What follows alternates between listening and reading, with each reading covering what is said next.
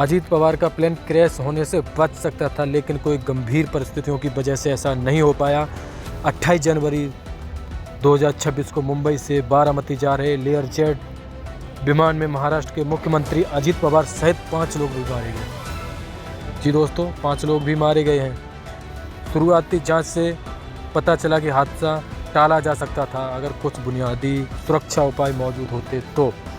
जी दोस्तों, अगर सुरक्षा उपाय थोड़ा मौजूद होते, उनका सिस्टम थोड़ा ठीक होता तो वो आज हम लोगों के बीच में होते।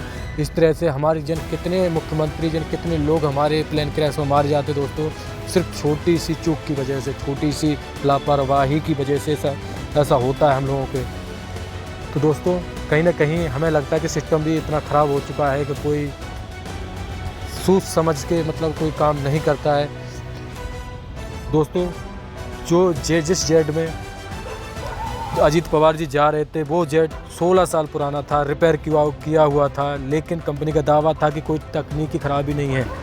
मतलब ये था कि जुगाड़ू था, उनकी तरफ से ये था कि जुगाड़ू है, सिर्फ चल रहा है जब तक चल रहा है, ठीक है।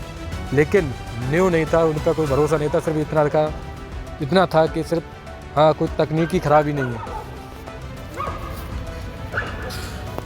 दोस्तों, हमेशा एक लेयर जेट में, एक प्लेन में एक ब्लैक बॉक्स होता है। एक ब्लैक बॉक्स होता है तो उससे पता चलता है कि क्रैश होने से पहले इसमें एक सीटी, एक आवाज़ आती है इसमें। उस आवाज़ से सावधानी के लिए होती है, जिससे लोग समझ सकें कि कुछ होने वाला है। तो ऐसे ही उसमें भी ब्लैक बॉक्स था, उसमें भी ब्लैक बॉक्स था। क्रैश होने से ठीक पहले कॉकपिट में ओ शिट जैसी आखिरी बातें रिकॉर्ड हुई थीं, जो अचानक कंट्रोल खोने का संकेत देती हैं, जो अचानक कंट्रोल खोने का संकेत देती हैं। तो ऐसा उसमें हुआ था, लेकिन प्लेन को पुणे से बेहतर एयरपोर्ट डाइवर्ट किया जा सकता था, लेकिन पायलट ने बार लैंडिंग करने की कोशिश की। जांच में पायलट एयर या मैनेजमेंट का शक, लेकिन सिस्टम की कमी होने से और भी ज़्यादा खतरनाक बना दिया। दोस्तों, कहीं ना कहीं हमारे जो भी इस डिपार्ट के हैं उन लोगों की बहुत कमी है। ऐसे हमारे लोग जब कितने प्लेन में जाते हैं, विदेश जाते, कहीं कोई जाता है तो ऐसे ही प्लेन क्रैश होते हैं, रिपेयर किए होते हैं, बिल्कुल न्यू नहीं होते हैं। तो इसी वजह से ऐसे हादसे होते हैं। अगर थोड़ी सी भी अगर वो सख्ती अपनाते, थोड़ी सी भी अगर जांच करते सही से, तो ऐसा नहीं होता जो अजीत पवार के साथ हुआ है। आज अजीत पवार हम लोगों के बीच में होते, हम लोगों के साथ होते, और ऐसा नहीं होता। दोस्तों, यह एक टेबल टॉप एयर स्टिक है, जहां कम रोशनी या खराब मौसम में लैंडिंग बहुत मुश्किल से होती है। एविएशन एक्सपर्ट का कहना है कि अगर रनवे पर ILS या इंस्ट्रूमेंट लैंडिंग सिस्टम लगा होता है तो पायलट को कम से कम विजिबिलिटी में भी सुरक्षित गाइडलाइंस मिलती हैं।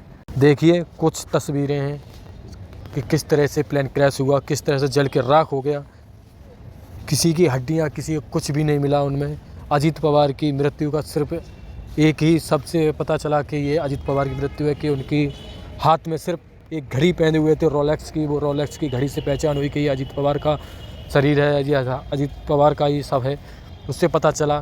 तो उसको हटा के उस पर अब चलते हैं। अब आपको हम बताते हैं कि किस ने अजीत पवार की मृत्यु पर दुखद संवेदना की और किस ने इसको श्रद्धांजलि दी अजीत पवार जी को।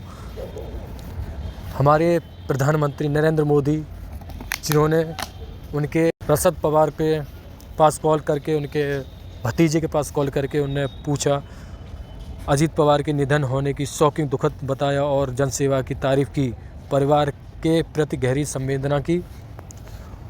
और दूसरा, हमारे गृह मंत्री अमित शाह संस्कार में शामिल हुए और संवेदना जताई, काफ़ी दुखद संवेदना जताई और श्रद्धांजलि दी उन्हें।